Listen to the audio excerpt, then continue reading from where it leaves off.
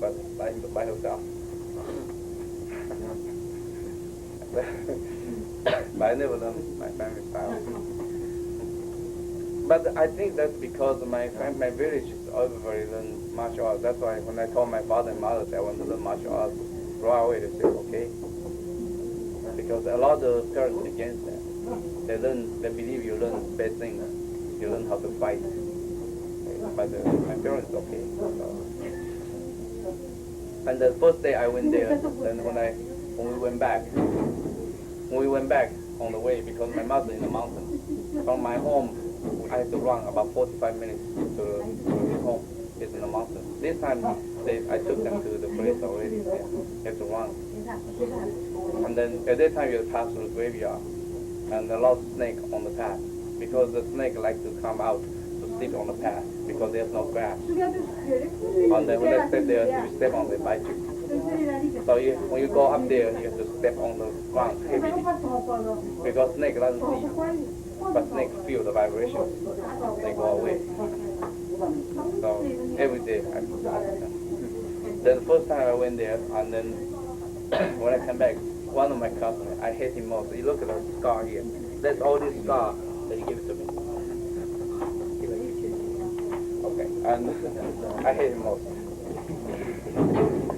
He likes to show off. It's not big. This time I almost took him to see him because he's teaching me. I realized he's teaching me, but we didn't have time. When all the way back, he wanted to give my classmate trouble, because remember my classmate introduced me to, he wanted to give him trouble. He say, the master say, no more students, how come you putting an eye on your students? I want to smash him. And my oldest classmate, he just push him away. If the teacher say yes, yes, no more argument, that's it. Since then, I never liked him. And he never liked me. He always gets me. But anyway, I don't care. So, and the first thing is but I just practiced about 3 months. My master see me right away. I lose patience. But the 15 years old kids, you don't really know what is patience. Then my master told me, he said, you want to train martial arts, go for good. You have to build patience. Without the patience, it doesn't matter how hard I try to teach you, you don't achieve it. Then I asked him, say, how do I achieve the patience? That's why he told me the story about the curve in the Buddha. How many of you know this story? Okay, that because of my school should know. The curve in the Buddha. That's the first time I feel so close with my master when he told me the story. He said, right after the big battle, and a lot of families, they lost, they separate. And then one of the boys, say about 12 years old, come to the Shaolin Temple. When they come to the Shaolin Temple, he asked to see the chief monk. They asked to see the chief monk, and the chief monk come out to see the boy and say, boy, what do you want? The boy say, I want to learn martial arts, can you teach me Kung Fu? Then the chief monk looked at him. He said, well, this boy, he likes to learn. Maybe he can be educated. So he tell the boy, say, how about that? Because before you learn Kung Fu, I really like to teach you. But I have to leave the temple for a year. Can you do something for me? The boy said, oh, sure. Because the boy wants to learn Kung Fu, but he wants to make the chief monk happy. So he said, sure, no problem. So the monk took him to outside of the temple. I see that tree, the big tree there, you chop it down, make a Buddha for me. Always like to have a Buddha. Make a Buddha for me. Okay, then the second morning, monk left. The boy, at that time you understand there's no chainsaw. Everything is by axe. So it took the boy 1 year, get the tree down and make a Buddha about 6 feet high. 1 year. But remember, he make the Buddha, what's the motivation? To make the monk happy. So monk will teach him. So that's the motivation. Alright? Then, when the monk come back, he was so excited. He said, hey, this time I can learn Kung Fu now. Then the chief monk come, look at the Buddha. But he knows this boy is not really want to make Buddha. And he tell the boy, say, look, this Buddha is too big for me. Can you make it smaller? You know, the originally boy think about I can learn Kung Fu now. Because his motivation is not carving the Buddha. His motivation is learning. So he carving the Buddha is only trying to make a monk happy. So suddenly the boy's face turns so sad, so disappointed. But in order to learn, he say, yes, master, I do it. The monk left again, second morning. Alright, then to begin the boy make the Buddha smaller and smaller. And after about 5-6 months, he was so unhappy because we hold everything back. You understand? Because he cannot learn Kung Fu, he has to make Buddha. He's very unhappy. And 5-6 months later, he realized it cannot continue because the Buddha is so ugly, because his emotion is not there. The Buddha got an ugly face. Then he stopped. He stopped for a few months, and day by day, he realized the monk is going to come back soon. But the Buddha has not done. Then he keeps getting sad, he keeps getting sad, he keeps getting angry.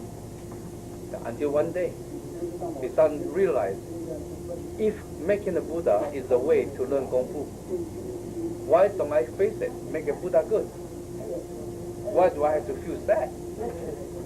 Because you see, it's only the concept. So, okay, for example, you come to this trip.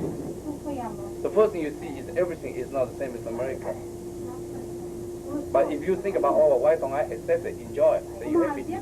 But you always complain, you never be happy. That's exactly the same thing. Okay? Then suddenly you realize, if I have to face it, why don't I face it happily? Then since he changed his concept, he makes Buddha, try to make it more beautiful, make it perfect. Because now he's in order to make Buddha. You understand? His mind is one to make a Buddha, make it good now. It's not because making Buddha for a monk. Alright? Then, when the monk come back, he give a street food Buddha to the monk. The Buddha was so good because he put all his emotion in to make a Buddha. He's so happy. But the monk is trying to test him again. The monk says, it's still too big. Can you change it, make it smaller? But surprise, the boy said, oh sure, I make it smaller for you. Because he already enjoyed making a Buddha. And a year later, when the monk come back, he give the monk a Buddha that high. And that's the best Buddha you can ever see. You understand? Because his mind is there. Because that reason, the monk said, you have conquered yourself. Now I can teach you. My mother told me this story. She said, if you want to learn Kung Fu good, you have to conquer yourself. If you cannot conquer yourself, then you cannot get anything done. Alright, that's not easy, believe me. That's why I start fishing. Alright, and near my hometown, there's a lake, Ching, near my hometown. By bicycle, about 25 minutes. Actually, when we see my master's wife, that one continue for about 3 miles, there's a lake. And that's what I used to. Because we didn't have bicycle, I don't want you walking out 3 miles in the hot summer. But otherwise, I take you to the lake and tell you exactly where I fish. So every morning I buy a big, that's the one you ate in the morning. I buy one and take with me and go fishing. I force myself to sit down 6 hours a day. I don't care from 8 o'clock, from 9 o'clock, 6 hours a day, I sit myself there. And I sit myself, only thing I can go is I go to TP. Then I come back and sit there again. Oh, it's not easy.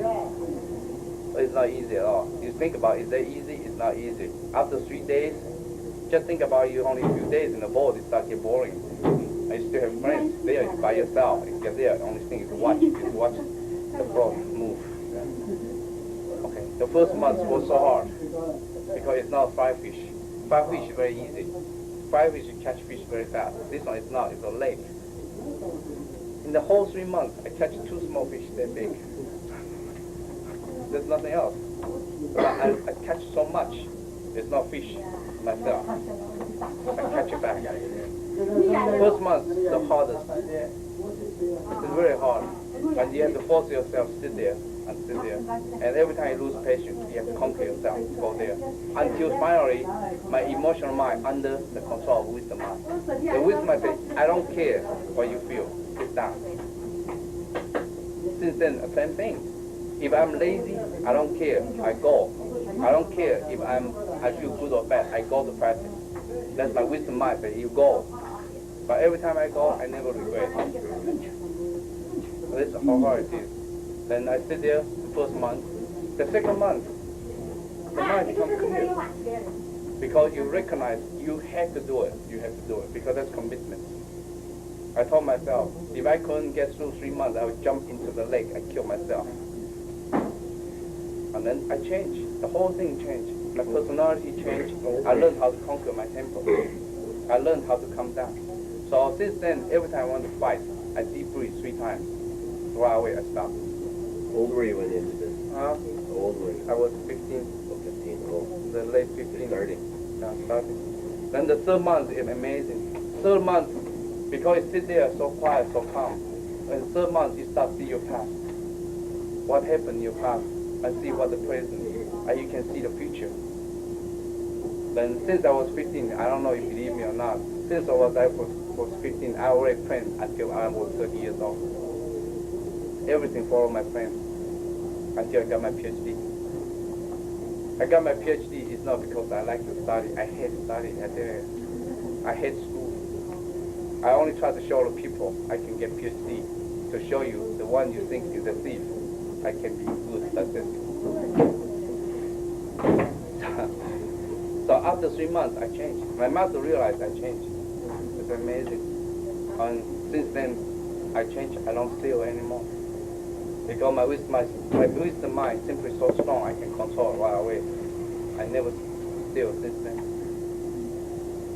And then since I practice every day. Every day. When I practice, the afternoon, 3:20, the school over. Then I come home, I finish homework. After dinner, I run. When I go to the mountains, it's almost about 7:30. Then I train. I train until 10 o'clock. At that time we train, probably once or twice a week, you see master come out to help you. But everybody's there. United States is different now. If you are not there 2 days, no student comes. Only a couple go away. But we train without the teacher. The teacher come out only to give you direction. That's why my teacher said, even Master Lee said the same thing. The teacher leads you to the direction. You are the one who have to walk. You cannot ask teacher to lead you to walk. He just show you the direction. This is the right way, go this way. Okay? So that's why you don't need teacher all the time. Actually, you need teacher only once in a while to direct you to the right path. The training takes 10 times more than the learning time, effort. So we train.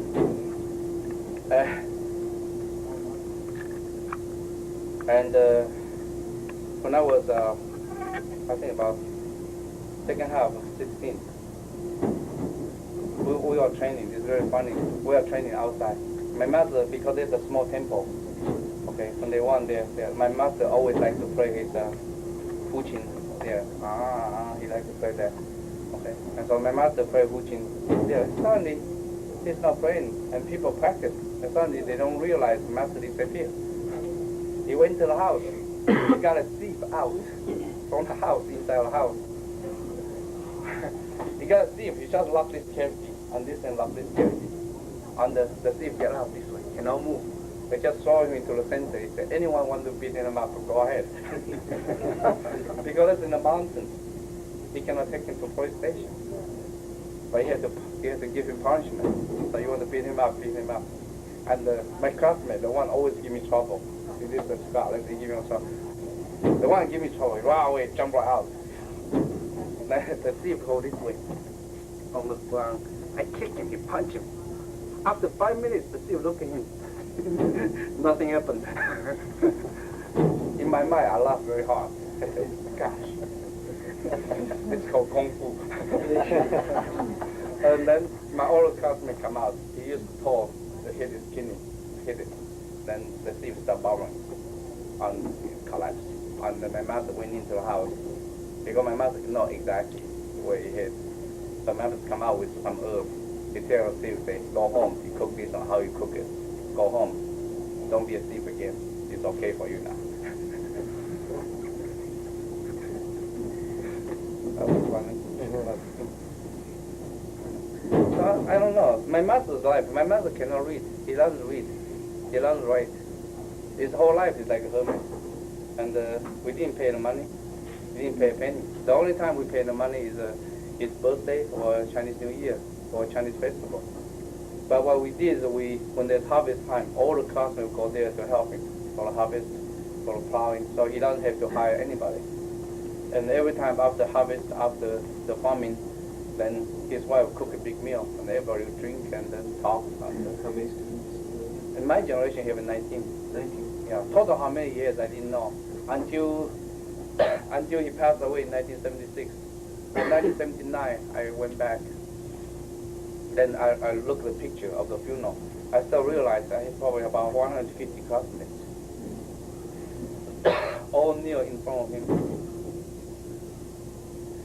So mostly train outside, or you train inside also? What? Train kung fu outside his house, or almost outside. They saw it. It's outside. It's a small field, and only one light bulb, 20 watts. And all the time you hit mosquito. This is kung fu training.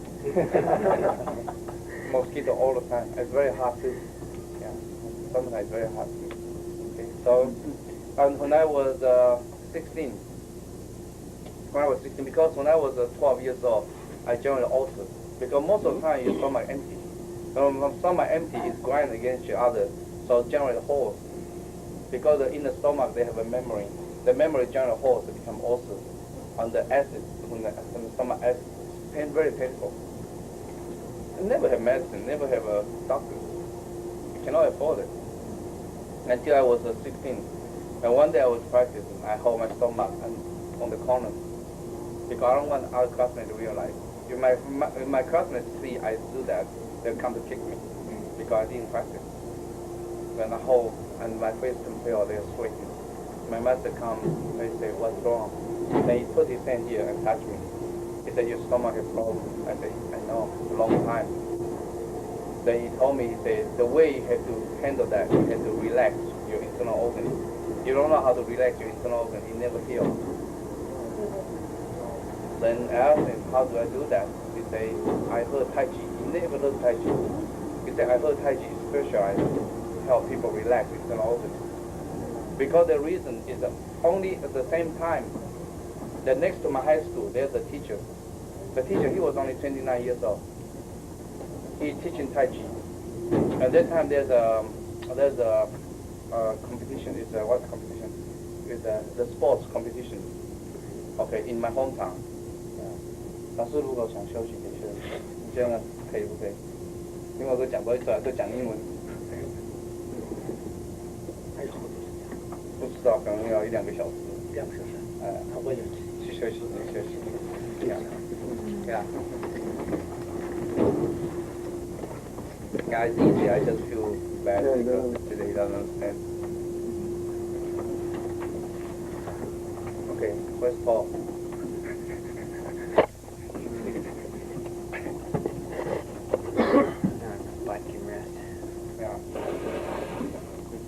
Then I got to see my Tai Chi teacher the first time because he also selected him going to perform Tai Chi chant in the in front of competition at the opening ceremony.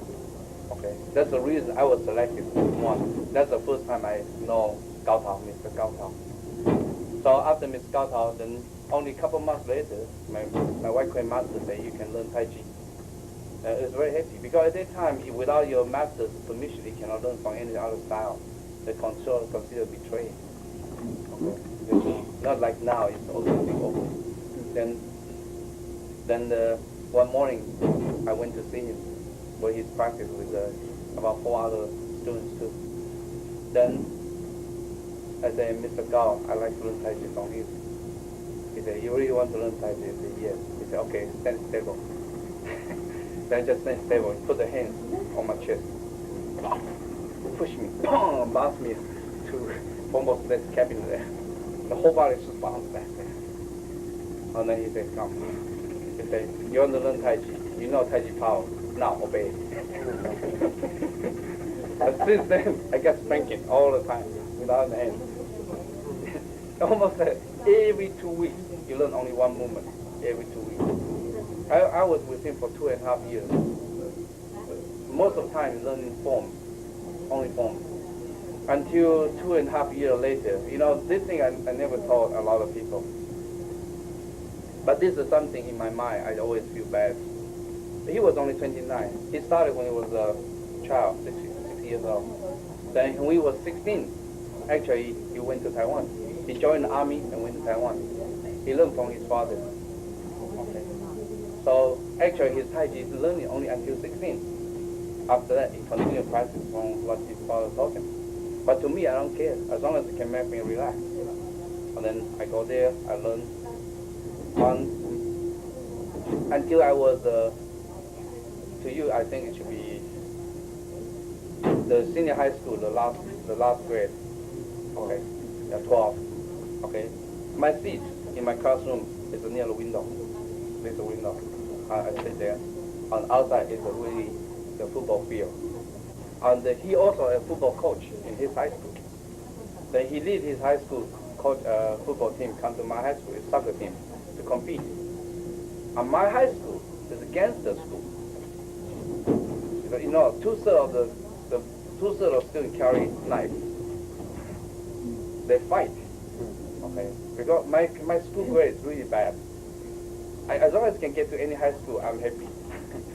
But his high school is the best school in my hometown, but next to each other. Okay. So he lead his high school team come to my high school for competition. I was on the window and study. And suddenly people said, there's a fight. I look outside fight. You know what I see? I see my scout fighting with 5 of my school gangsters. School gangsters. And he was on the ground. In my mind, I don't know. Should I go out to help him? He's my teacher. I started with him for 2.5 years. If I go out to help him, then I can never stay in the high school. Because those gangsters will never allow me to stay there. They're going to give me trouble and I'll end. And the other thought, I should go out to help him because he's my master. Then another thought again says, if he's my teacher, why he has a bad morality to fight against my school gang? That's because one judgment of the soccer. Yeah. When I was mine, keep thinking, the fight is over. I feel so guilty. I feel so bad. I dare not go to see him. I didn't want to see him. He didn't even know why I didn't go. Then after that, 6 months later, I went to Taipei. When I went to Taipei, I started learning from Master Lee. Then since then, I lost contact with him. I didn't even appreciate his Tai Chi until I went to the United States. When I went to the United States, I started to realize the foundation he gave me is so strong. It comes from thinking. The foundation he gave me is so strong. Everything he teaches me has an application. That's what makes me believe that's the three essence of the whole art. And I start appreciating. Say that again? The last statement? Because every movement of Chinese martial arts, every movement has an essence, has a meaning. A lot of Tai Chi Chuan today, there's no meaning. Only the form. You ask the players, what's the purpose of that? What's the meaning? Where is the chi? How the body movement? They cannot tell you. They only move. They don't even tell you what the essence of the art. But to Master Gao, he teaches everything, every movement. There are a few forms missing I didn't understand that time. So my forms, actually, you can see my Yang style Tai Chi is at 70% from Gao Tao. Another 30% from Master Lee. Because did it cure your ulcer? yeah, 6 months later it's gone. The first thing you learn is very funny. Actually, the first thing I learned is to learn how to lose the spine. Lose the spine. That's exactly I write into the book of Tai Chi Qigong book. Tai Chi Qigong book, the whole thing is lose the spine. When you lose the spine, the internal organ lose. Then you learn how to move internal organ to massage it. 6 months later, also disappear, never come back. But I get diarrhea easy, but I don't get ulcer. Yeah, so I feel guilty, and because after all, I got a good foundation from him. So 1979, when I got my PhD, the first thing I went home. I went home for 2 reasons. First one, I see my first master. My white grade master passed away in 76. In 1974, I got my scholarship from Purdue University. Actually, at that time I got 2 scholarships. One is from Alabama University, the other one is from Purdue. But Purdue is better, so I decided to go to Purdue. So 2 months before I went, I already know I got a scholarship. So I went to see my white crane master. My white crane master has a long story. When we have time, we talk about that later. My white crane master at that time is not in the mountains anymore. He sold his house, he moved to the city. He helped people to connect the bones, broken bones, and for the injury. He helped people for that. And I went to see him. At that time, he had high blood pressure already. Because he quit practicing, he quit training, he quit teaching. So his body gets bad on the high blood pressure. And because there's the reason for that, he quit training. Then I went there, I said, Sifu, I'm leaving to the United States. But I don't know when I'm coming back. Because I don't know when I get my PhD. I said probably 4 years, 4 or 5 years. I tell you, with him for 13 years, I never seen him cry. He's in front of me, almost about this distance. Suddenly he come forward and hold my hand. He say, Little Young. Because when I started, I was short. They always call me Little Young. Because I'm little. Because Little Young, you stay. You stay, I teach you everything I know. In 13 years, I realized he trusts me. After 13 years. Then, I don't know what to say. I told him, I'll be back. I will back continue to learn. But I had to go. Because it's a once-lifetime chance to go to the United States. And scholarship is not easy. Did you leave for the States in 79, or you got your PhD in 79? No, I leave 74. Oh, 74. So when 78, my son was born. My first son was born. Actually, I lost my first one. I lost my first one because when I was in the Air Force, when I was in the Air Force, I teach physics. I was in the Army for 1.5 years. 6 months when I graduated from college. Actually, I was sent to repair a radar. So after 3 months of training, they go 3 months of practice. Then that time get me so scared because me and another 2 officers, 3 of us responsible for one big radar. That radar control all southern Taiwan. So if the mainland China airplane take off, this side right away we know. Right away we notify the Air Force, so this side airplane take off at the same time. Because the airplane actually only 5 minutes and 20 seconds they can start bombing Taipei. That's how fast it can be. So all the time it's alert. So when the airplane they take off, this side airplane has to take off. When they go this side, they have to go this side. They face each other, they turn around. That's how dangerous it can be, the war anytime in Taiwan. But that mission is very important. Because if their side see there's no airplane coming to encounter them, they can just come over and start bombing. Then it's very funny. 3 of us, we are responsible for that big radar. So huge, very huge. And one day, one of the technicians always is an old soldier. They've been serving the radar for a long time. That guy said, okay, you guys take over, I'm going home sleeping. Then he went home. After he went home sleeping, only half an hour later, the radar stopped. You know, the radar stopped, that's a big thing. If anything happens, 3 of us can be executed in the military. And 3 of us didn't know what to do. And we try anyway, but you know, radar is not simple. The circuit, if you try to find the circuit and try to check it, it will take you 3-4 days to check it wire by wire. It's not easy. 3 of us keep sweating. We don't know what to do. Finally, we have to go to ask the technician. And we go to his home and shake him up and say, come on, help us. Then he said, what's the problem? He said, radar stopped. He said, oh, that's all? He came with us. He said, same old problem. He go to a box. He just kick it 2 times, move.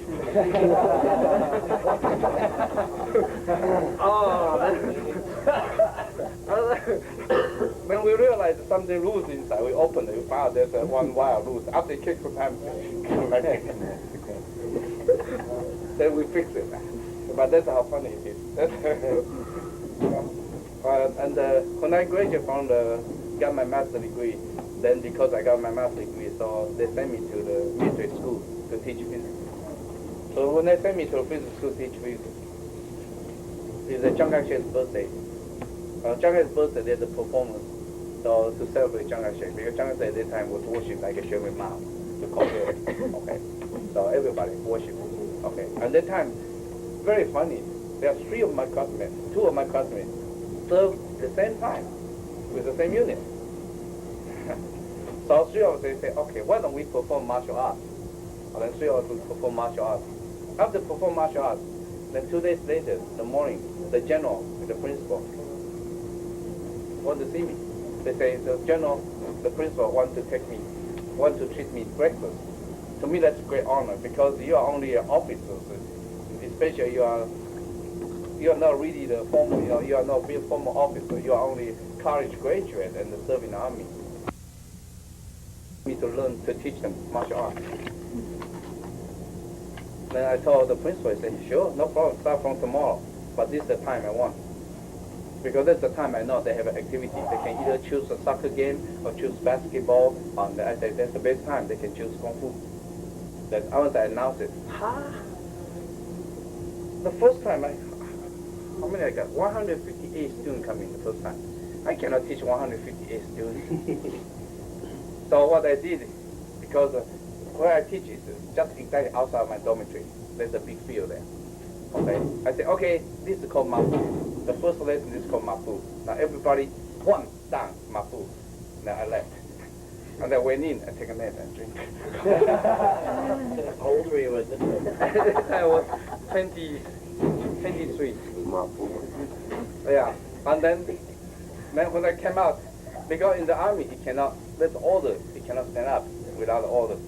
Either he's going down, and when I get out, 2/3 on the ground, 1/3 the head keeps shaking.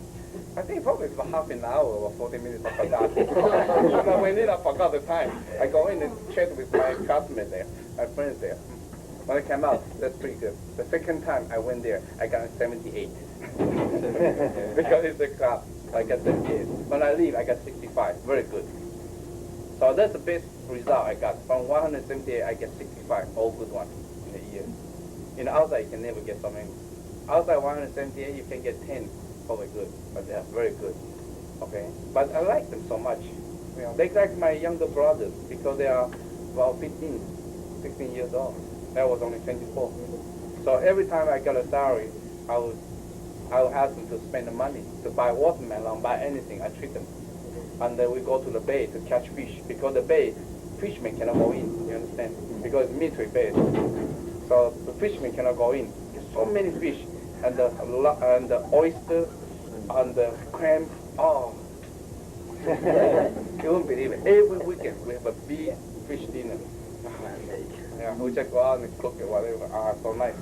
And then one day I just mentioned because on the north there's no coconut tree. On the north, on the south China there's coconut trees. And so I never have coconut. I see so many coconut trees since I was there. I said, I don't know what coconut tastes like, I just mentioned it. That evening, every evening, I have coconut in my door, in front of my door, until I retire. And then they asked them where they come, they say, you don't have to worry. Later I realize they steal it. You don't want to know. They don't buy it. Because the whole campus is coconut everywhere. They take turns, because they have a law, I don't know, it's a law, it's an order. Inside is the higher rank. They give the low rank, okay, today is your responsibility, tomorrow your responsibility, everybody find coconut. That's it. Man. I eat coconut every day until I was sick of it. Because you eat too much coconut, you get diarrhea. And they start giving away to other people. And then when I was, 1976, my wife came to the United States in 1975. In 1976, my wife was pregnant. Okay. And my wife was pregnant because that time was so poor. I got only $310 scholarship a month. And $310, I had to pay $110 for the housing. And I had to send $50 back to help my mother. Actually, in my pocket, there's not so much money. So that's why I teach some martial arts in the class. I earn some extra money so I can help my brother finish the college. Because I'm the second. My oldest brother in the military, so he could make money. So the whole family actually depends on me. So I send money home, and my wife working for the professors. He has to clean house, go to clean a professor's house. But you know, in clean house, you use a lot of chemicals, so the baby dies inside. So baby died inside, about 4 months and died inside, and the doctor still hoping and stay there until 5 months. They realize there's no heartbeat, and then they take the baby out. But no insurance. It's about $850 at the time, no insurance. I don't have money. My family didn't have money. And my students in the military school, at that time they are foreign fighters. They're training fighters now. They make about $15 a month at that time. The students, they ask me, say, when the baby is born. Then I wrote them later, I say, no, baby's dead. And we're waiting for the doctor that can take it out. Then a month later, I received $500 from them, US dollars. And I keep asking, say, who donated? They say, you don't have to worry. We don't know who donated. It's not easy because they make only $15 a month and $500. They can collect in 2 months. Oh, that helped me a lot because at that time, you see, when you really need money, even a little money help you. If you already have a lot of money, if people can help you money, you don't really care. Until that time, you just realize how much value I contribute before. Yeah. Then they take the first baby out. Then until 78, my wife's pregnant again, have my first son. And my mother comes. My mother comes from the United States. The first thing my mother told me is, your white crane master passed away 2 years ago. Oh, that was so sad. I was sort of a little bit angry. I asked my mother, why you didn't tell me? My mother asked me one question. He said, if I told you, what would you do? Because my mother knew, if I knew that, I would quit school, I'd go home for the funeral. So when my mother looked at me, I couldn't answer. My mother said, that's the reason I didn't want to tell you. Because to me, I think your study is more important than your master's funeral. That's in 79 when I get a vacation. The first thing I went home. I went home is to see my master's grave and to see his family. Because that's part of my promise.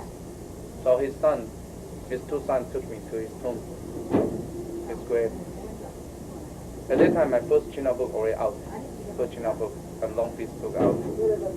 And some English martial artists went all the way from England to go there to see my master. And his two sons took him to the tomb. They said, "There's the Master Ching." It was very funny. But with his two sons, I standing from his tomb. I look at it. I said, what a pity. Because he spent 23 years with his master. And I didn't learn even half. I didn't learn half of what he had. So he took everything with him. He didn't pass that. Some of my classmates learned more than I did, but still never passed the limit high level. How high level, I can tell you how high level what I see about it. One time he asked me, say, he wanted to teach me how to block this area on the back fly out for this crane. Okay. So he say, you punch me. Then I fake. This hand I fake his eye. My right hand go through this way. I try to touch him. This hand he just push him, then this hand out. He hit this cavity so accurate. You won't believe how accurate. He hit it, my whole arm tongue collapsed, cannot move, numb. Completely numb. This cavity. I can never reach that. So accurate, but the depth is so accurate. We cannot fight. Just one time I saw him. And the other time I saw him, because we're talking about Aung San Palm. Because Aung San Palm was not uncommon. Like a Master Lee learned Aung San Palm. Okay. I asked him about Aung San Palm. Aung San Palm in White Crane has 12 steps of training. I asked him about I want to train Aung San Palm. He said, no, you don't train it. You don't want to train it. He said, before you need Aung San Palm for self-protection. Today, because there's a gun. You learn 110 pounds, only one motivation, you show off. But eventually it was true. I tried to show people how much power I have. But he told me 110 pounds is negative, it's bad for the health.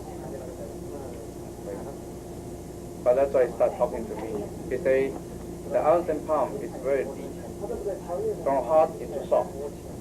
Okay, he finished until 5th step, then he stopped. He didn't finish it. The reason he finished until 5th step because this time one of his classmates have an argument with a Japanese police. Then bang, he hit the police, all the wrists broke. Then police got his classmate and beat him to death, torture him to death in the jail. And since then his master forbids any students to continue. He said they only bring you disasters. And they stopped on 5th. At that time the master said one, that's one. You cannot go further. But he said even 5th step. He said, let me show you 5th step. Then the brick, you saw the brick everywhere when this time trip. That's the brick we have everywhere in China, in Taiwan too. He said bring 2, 3. I bring 3 from the ground. He put the hand on the top. He said, look the bottom one. He bump the bottom one. The top. Okay. The power penetrated. To me that's amazing. Really amazing, because this kind of power is not from the directed power by vibration to death.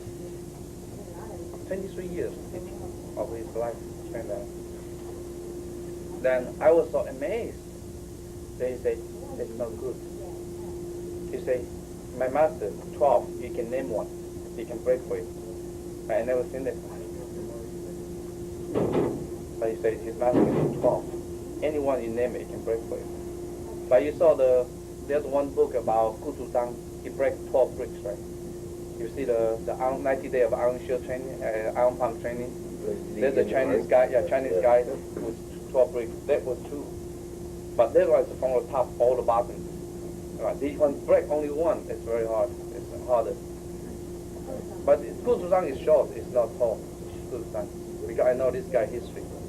He's short, but his Iron Palm is very good. At the time was well known. Because when he demonstrated, that picture was taken in front of everybody, reporters.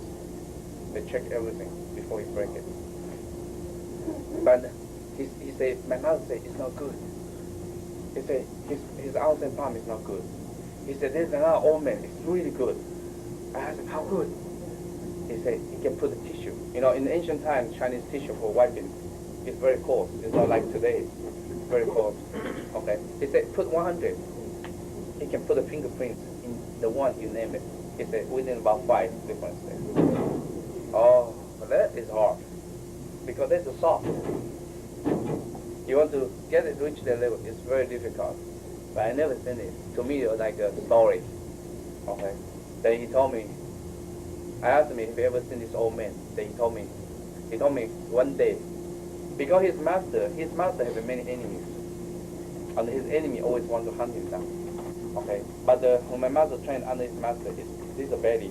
That's only halfway of a belly. So one day they are training. His master look outside, see the belly has an old man come out very fast. About 18 years old, very fast. His master looked at the old man, he tells the student, say, tell him I'm not in, run away from the back, disappear. My master, he never seen his master run so fast. And the old man come in, he said, I want to see your master. And the older classman come out, he said, oh, my master left a long time ago, we don't know where he is. We don't know when he's coming back. The old man didn't say anything. He stepped out. You know, when you step out in China, a lot of times they have 2 big posts, and there's a place here so we can put umbrella open. The old man stepped out, one hand, bang, bang, hit it. It's a big post, smash, the whole thing collapsed. He said, you wouldn't believe the power he has, old man. He said he suspects that old man is what his master said about the one thing.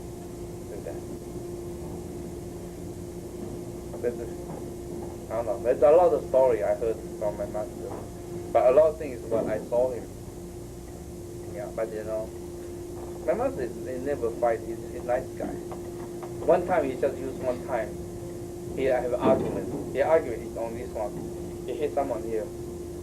It's not even really hit. He the guy run towards him. He just put it, touch him. The guy then pass out. Almost killed him. He said since then he never wants to touch anybody. And he spent probably half of his saving to save this life for this guy. Is there much candle training? The candle training is part of the training. It's like one we have for this. This training is for candle training. When we train, this is a temple, and these are two houses. This side his brother living there. This side he live here, and there's a two over this side. Okay, this side he worship the ancestor of the martial arts. That's my ancestor, where the martial art comes from. Okay, and this is his brother. And beside the temple, there's a small room. The room is not big. It's from the cabinet, about square. Small rooms. Inside we hang the sandbag. On other side we have another shower. The shower actually you have to put the candle. The shower you can move. You can put there and then change the location of the candle. When you go in, it's not big. But you want to make all the candles disappear. When you hit the candle spot, keep going up. It has to be focusing. If you don't focus right, the candle will go off. It's not that the power has to be strong enough. So it's to imitate the crane with them. Okay. When I go in, I have to step, to get candle that much, get off. It's just in the center. It's just candle. Yeah, but how much I train? How much he trained? He trained 23 years. Actually, I said 13 years. Did I train 13 years? Nah. I trained probably only 4 years with him. Because when I went to Taipei, only summertime, wintertime, I trained with him. Other time I trained long fist. Actually, under him only 4. How can you compare 4 years and 25 years, 24 years? That's all he stayed away. He stayed with his master for 23 years. After he married, he served his master until his master passed away. You lived with him, actually? He lived with him. Not only him, there's another 4 classmates live with master too. That branch of the White Crane died with him. There's none of the other students. No, to still have his classmates still teaching. So that's why this time when I took my students go to the your classmate, not his. No, there's my master classmate. My master classmate still alive. That's why when I mentioned about my master's name, he said, the same branch as the other one. Actually, he mentioned it's my master classmate. In Taiwan? In Taiwan. Yeah. So they still have it, but I don't know how much they know. Have you ever thought about maybe going and visiting your master's classmates? They won't teach you. Because you had to be with them for so many years. They won't teach you. Well, I was thinking, knowing you, they wouldn't even teach me. Even though you came from the... No, it wouldn't teach me. Yeah, one time I went to see my master classmate. Because one finger is bent. It's a bend, the other one is straight. Because when I do crane, when I put down, one hand puts into the pocket, the whole hand get out, then swallow. On the first thing I see, I don't want to go to the mountain. The first thing I go to see my master classmate because he grow up. So when I went there to see him, I saw him. His leg go this way. You know what he's doing? He grind the coin, the Ching dynasty coin. Okay, that's what you saw the Ching dynasty coin. He just grind that one. I said, what are you doing? I said, Supo. What are you doing? Then he take it out. It's a coin, very shiny. Then from here to the switch there's a board, the Chinese which you saw washing across. The board on the ground. They just look there. Go in there. Go in there. About 1/3 of coin get inside. I go there. It won't come out. It's stuck in. He just got it. It's raw, yeah. He just got there. Just use the fudging. Come out. That's the first thing I learned. The fudging. The fudging has to be sharp, clear. Because I always wonder how my master can. My master, the other time he's watching us, right? If you have a nail, the hand here, you put a little bit close here. The nail, you put the ball here. You put the ball here, you just, the nail gets through and you pull it. I could never do it. Because hands are strong. I tried that a few times. I got injured inside, bruises deeper inside, because my hand is so soft. It's not that simple. Look, it's simple. It's not as simple.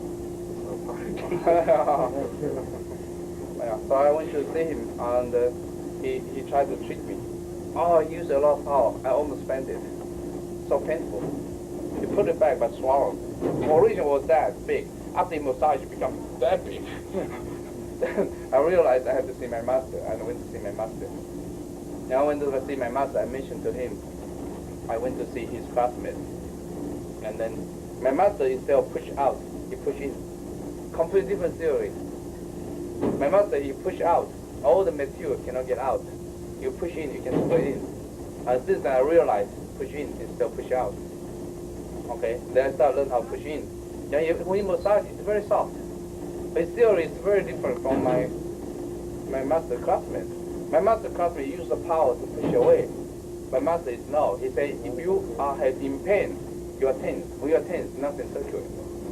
So when you massage, actually talking to me, and lightly move it and move it, move it, move it. Then he took me to the stream to pick up the herb.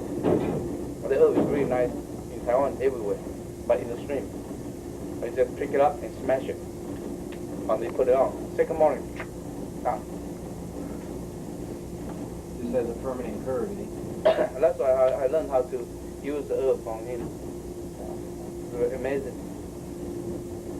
Yeah, so that's one thing. Another thing that amazes me is one afternoon.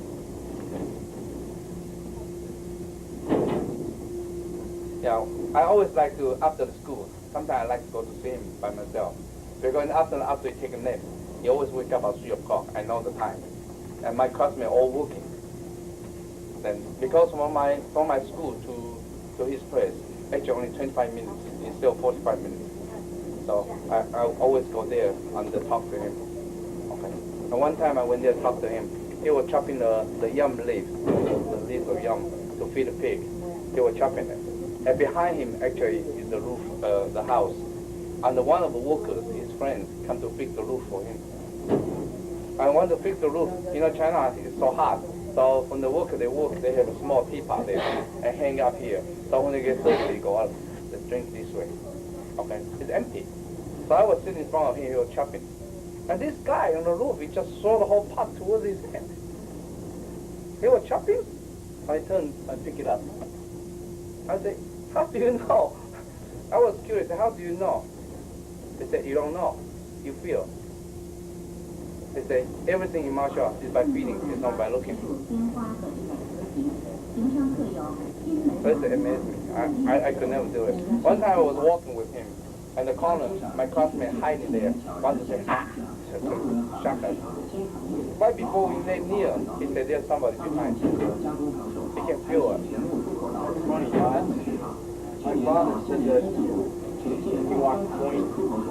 That him and his son in the military walked point first guy in. He thinks that something weird happened the day he got in, tapped into this sixth sense, because there were times where it was dark out. You couldn't see this far, but you knew that the wire was right there to the booby trap. He tried to explain that to us.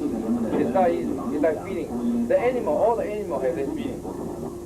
We lost that, but it can be trained. It can be trained. You can actually learn. You can train. I asked them how you train it. They say come from sparring. How would you spar blindfolded or? No, come from sparring. The more you sparring, the more you build up the sense of feeling. Okay, when we spar, actually a lot of time we use that room for sparring. The first time we use a 4 candle. The small room for sparring. The first time we use 4 candles. And after you train for a while, it becomes 3 candles, and 2 candles, until 1 candle, and until no candle. Cuts down on light for the eye. Yeah. On the inside, it can hang the back, different kind of back. Then it can hang up, hang down. That's why in my mind, I always want to build a room like that for training for my students. On the back, it can hang up and hang down. The low as low as here.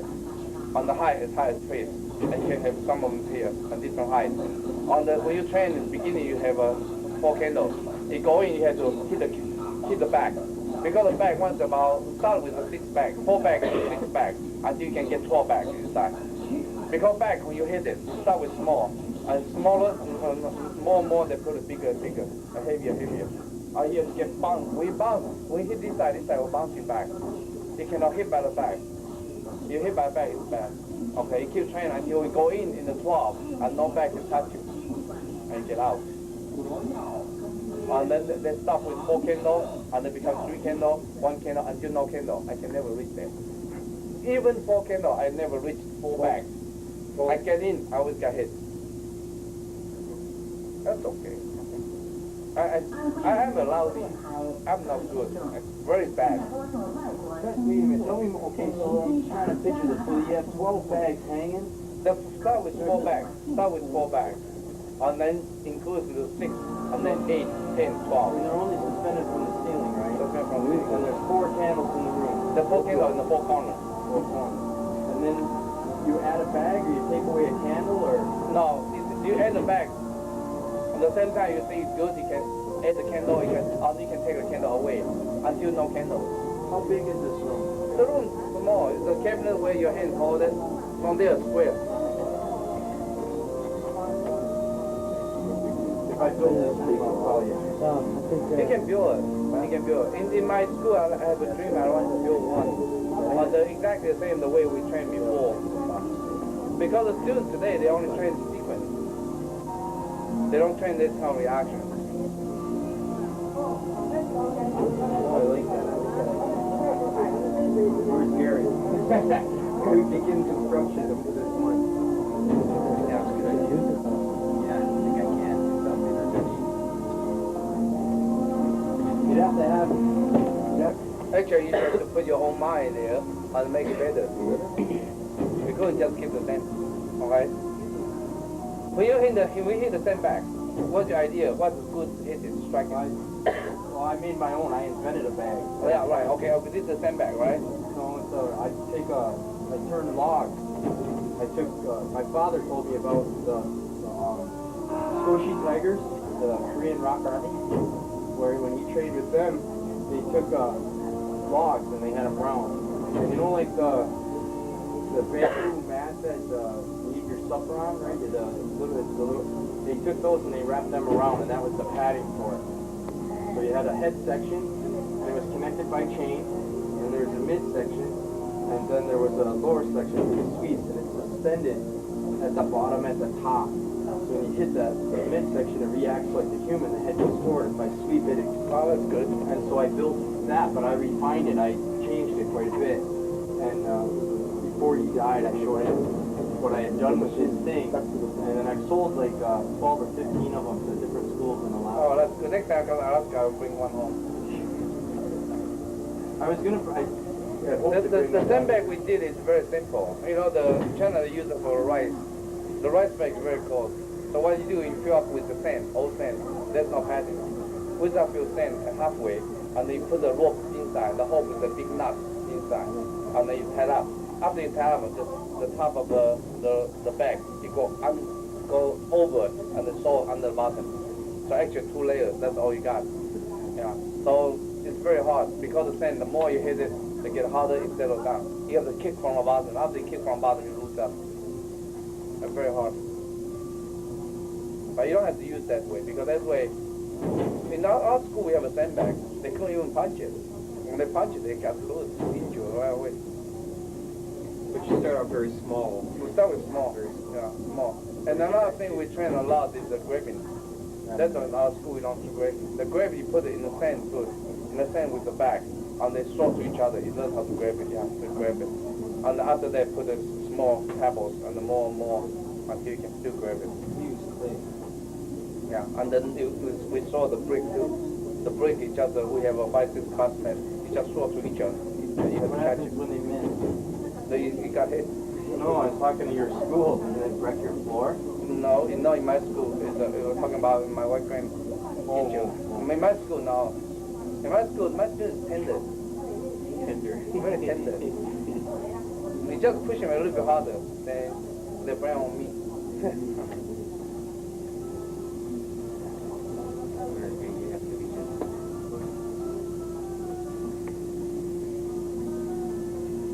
Okay, so let's then the 17th night, that's when I went home. And another thing I went to see, to look for my look for my Tai Chi master. And I went to the high school, and couldn't find him because it's summertime. I talked to the janitor. Janitor said, looks like he left 2 years ago, 3 years ago. I said, where he went? He said, probably in Malaysia. I never. So you never heard anything about him? So you try to calculate. If when I was 16, he was 29. Now I'm 49. So how old he should be? 62.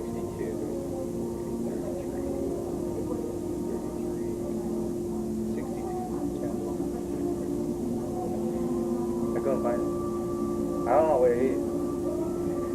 Yeah, 13. So actually my Tai Chi Chuan actually the major part from him, and some of them come from Master Lee. And after that, a lot of them come from Zhang Xiangzhan. Zhang Xiangzhan actually is a very well-known Tai Chi master. And he has a student called Wilson Chen. And Wilson Chen, he used to be my student. Okay, when I teach in the high school, he was my student. And all the time when you study, he would get a book here and keep kicking. Do you think he can study? He can never study. That's him. So he lost his entrance examination. He couldn't go to the college. So I told him, I don't want to see you anymore. I said, if you don't go to college, I don't want to see you. Because college is so important. Then he went home, and then I didn't know he started practice with Master Dang. And then once he gets through the college, he gets the entrance college. They right away come to see me. Say, now you want to see me, right? I said, you got through college? He said, yeah. And then that's how I realized he learned from Master Dang. And since then we stopped pushing hands and started getting Tai Chi sword and fighting sets. So actually those things between me and him, we keep practicing with each other. With the Master Gao, only formed 2.5 years. So you learned your Tai Chi sword and the rest of that from? It's not really learned. Actually both of them. He learned from Master Zhang, but actually we both practice together. Yeah. When you say I learned now, it's not really, because my understanding at that time much deeper than his. But not all your Tai Chi was. Yeah. And then actually after 1974, in America I couldn't find teachers. I went to many schools, couldn't find teachers. Then that's why I started digging on that's why I decided to teach myself. I started to write the book, Advanced Tai Chi Volume 1. I write that the motivation is not, it's for myself. Because if I believe I can write a good book, then that's me, I understand. Then after I wrote that book, you won't believe how much I understand. A lot of research. A lot of research. And after that, I started knowing Master Liang and apply all the theory against him.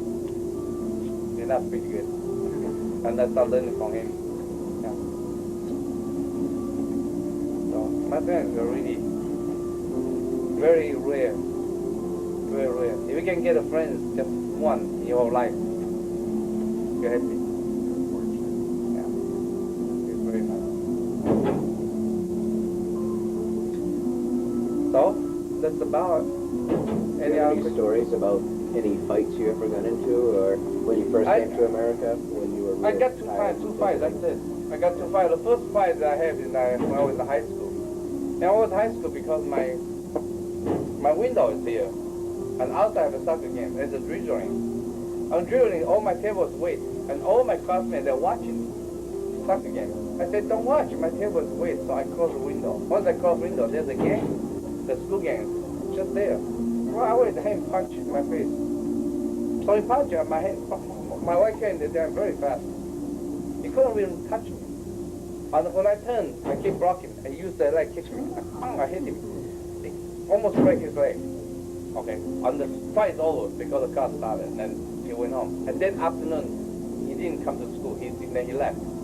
After I fight him, he left. He left and he went to see his gangsters. On that afternoon, about 3:30, a guy with a straight leg. You know what means straight leg? Because inside he hides the samurai sword.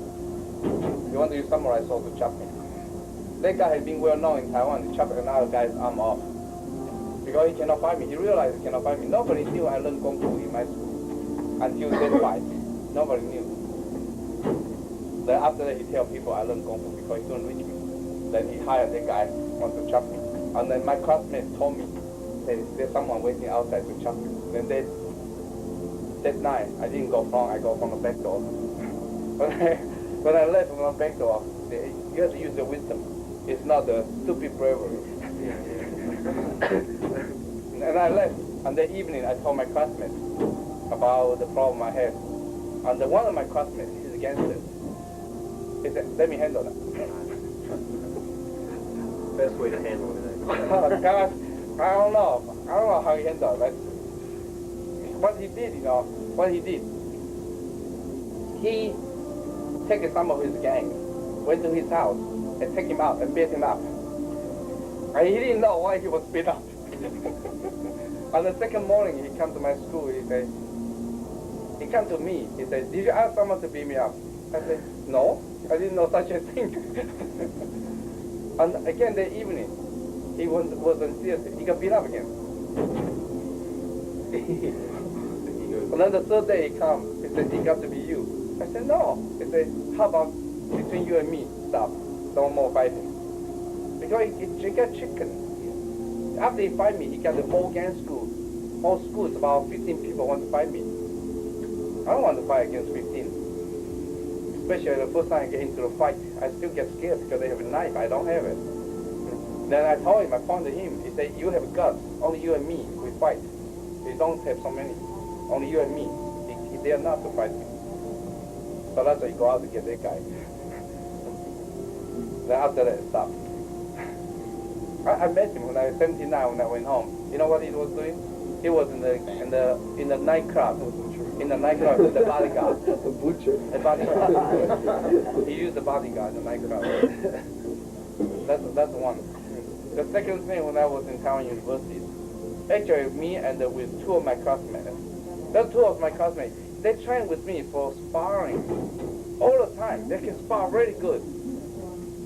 And there are 5 guys behind us in the alley. And they want to rob us. Then I told them each one will handle one. I can handle 2, no problem. Right? They start making noise. Say, hey, you guys stop. Both of them run. You believe that? They just give me up and run. Then end up I fight against 5. Suddenly I don't know. I have to fight 5. Then my kick was fast. And my punch fast. The guy see I kick very fast. He throw my back and hold my leg. And I fall. And then the other guy kicked my eyes. So my eyes all swollen.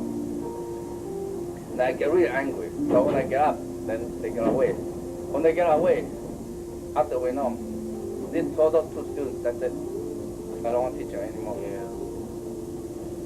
In that kind of situation, they just can give up like that. I said, what did you wrong? He said, we went home, tried to pick up Paul, come to pick. Yeah. When they come back, it's already gone. Everything's gone. That's it. 2 fights. So that's why I told you. It doesn't matter how good you are. In a real fight, you can get injured easily. Don't think you are perfect. There's no perfect. As Master Lee said yesterday, bravery first. Yeah. Because right away, the first thing is that if I have preparation, I can deal with 5 guys, no problem. But if I didn't have preparation, I was prepared to fight against 2 or 3, not 5. Especially I told them, you handle 1, you handle 1, then what happened to this one? You believe that? They train sparring with me for a long time.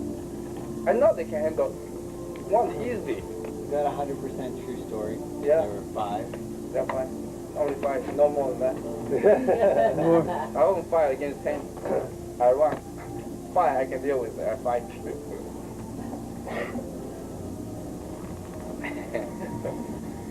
No, other than that, I don't get to the problem.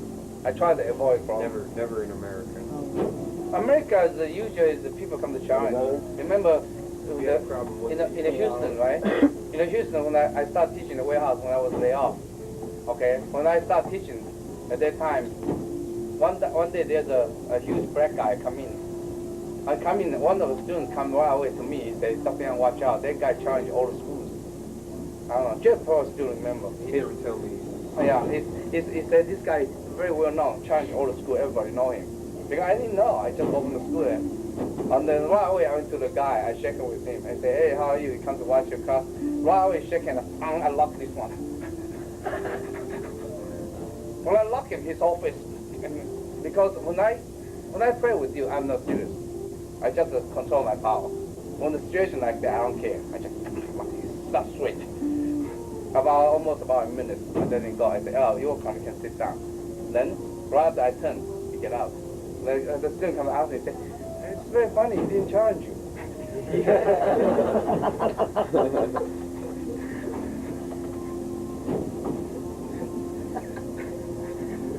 Yeah, but that's the United States. Most of the challenge I got is in Europe.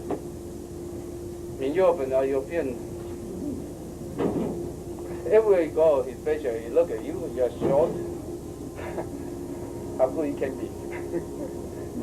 So in Italy, I got one time challenge. In Geneva, I got one time challenge. In Paris, one time. That's it. So then what happened? You really want to know? Yeah. Make people think I'm showing off, right? We're just curious. Yeah. The Geneva is funny. The Geneva is a health club. Health club inside they have Aikido, they have Judo, Jiu-Jitsu, every style. Okay. So the owner of this club, they want me to go there to teach Jiu-Jitsu and Aikido club, the club. Because second morning I have a whole day, 2 days China seminar in downtown Geneva. So I say, well, it's good. If I go there, I may get some students the second day. So I went there. Inside there's 2 black belts. I don't know, it's a 3rd degree or 4th degree. They are very unhappy because they are the instructor of the class. They are very unhappy. So when I went in, I see their face. I already know it's not easy for their concentration because they don't like other style come to them because they are authority there.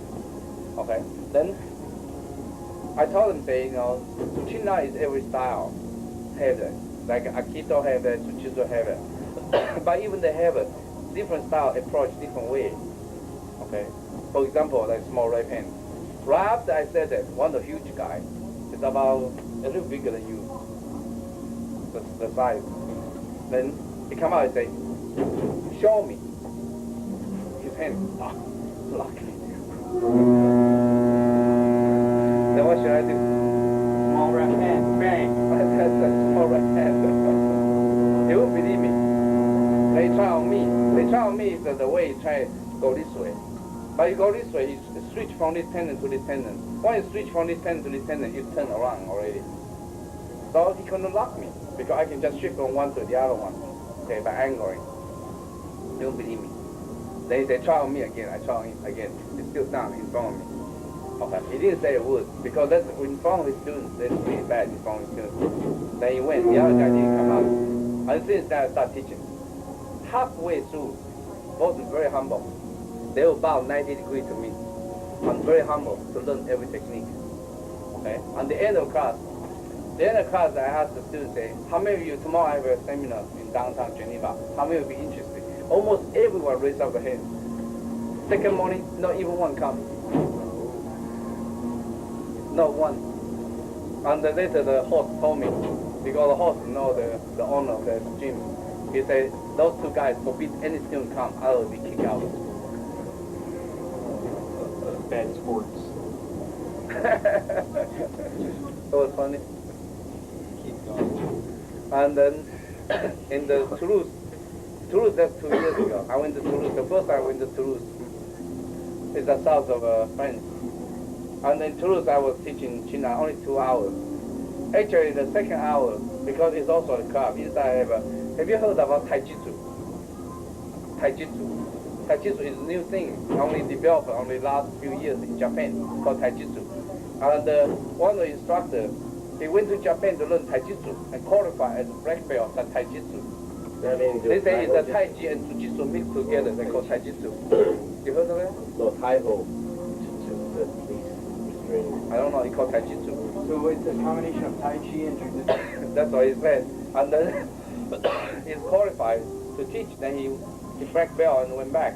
He also teaching the same club. And when I went there, it was sponsored by another martial art. Then when I was teaching, I was watching. The second hour he come down, he asked if we can join. Very humble. I said, of course. And asked one of the students. He followed me all the time. I said, why don't you play with him? And there's a student, and he cannot do anything to him. He can lock him all the time. Do you think he get angry enough? Then the last 10 minutes, I spent 10 minutes with him. I helped him correct the technique, the angle. Because it doesn't matter how, he cannot pick up in 20 minutes. So I helped him correct some techniques. Then after finishing, his face so bad, he feels so sad. I don't see him so sad.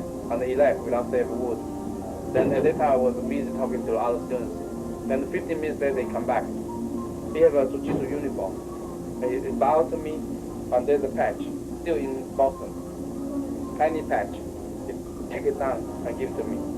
And bowed to me, he left. I didn't know what that means. And then later I asked the French.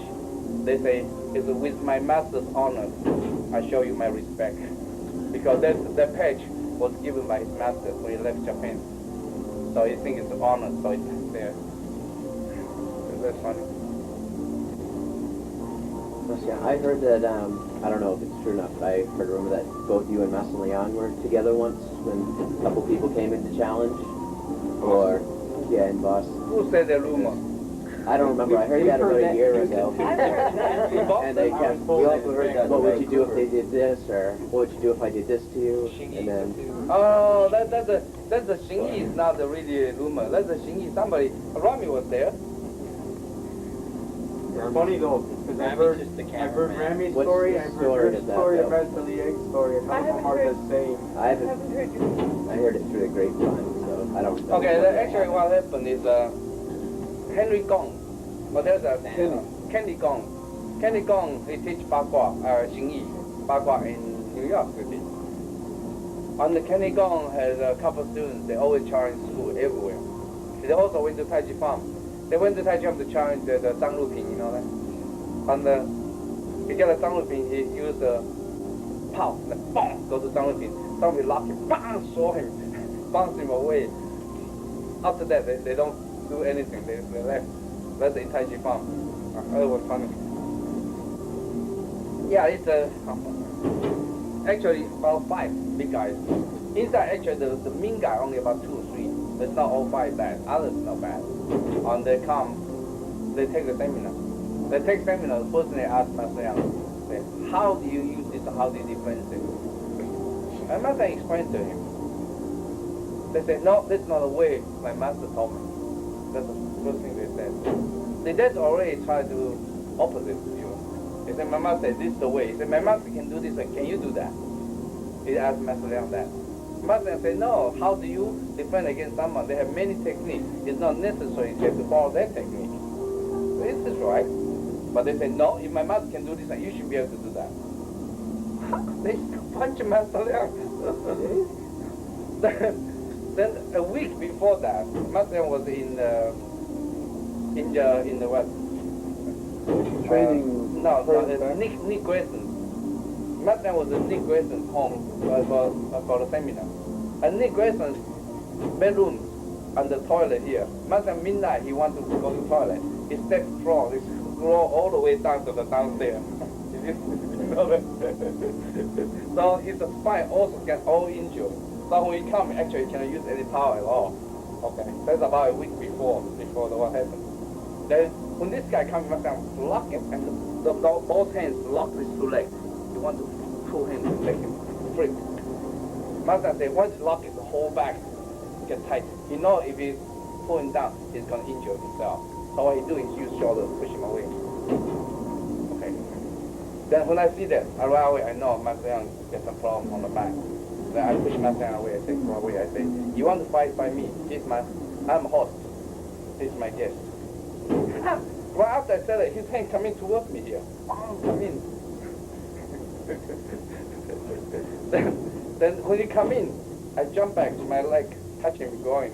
My hand go to here, touch him here. Right after that, touch him. Right away he argued. I don't know if you there, you listen. He said, this is not Xing Yi. You are not fighting with me with Xing Yi. Why do I care if I fight with Xing Yi or not?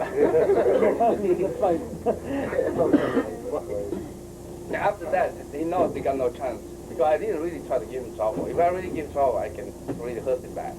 And then that I know I control his mental. I say, no, I don't want you to stay, you leave. So that's why I went in to take their money, their check. I want to return back. When I went in, the Ching, one of my students, he came out. You want to fight? Don't fight my master. Fight me.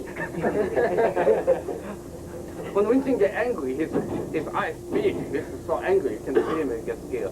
He go there and I don't know what he did. I didn't see. It's after the master told me. They look at him when they expect their face or something. I didn't know. And then Ching get up, and then they're not so scared. When I come out, I look at their face. How come they're so scared? I give them money. They left. That's the end of the battle. Then the evening, master told me, say, if you are in a situation like that, so you can see one student come out, stand up for you. So this student, you should take him as a disciple. So that's why Ching become a disciple. But now Ching is not a disciple.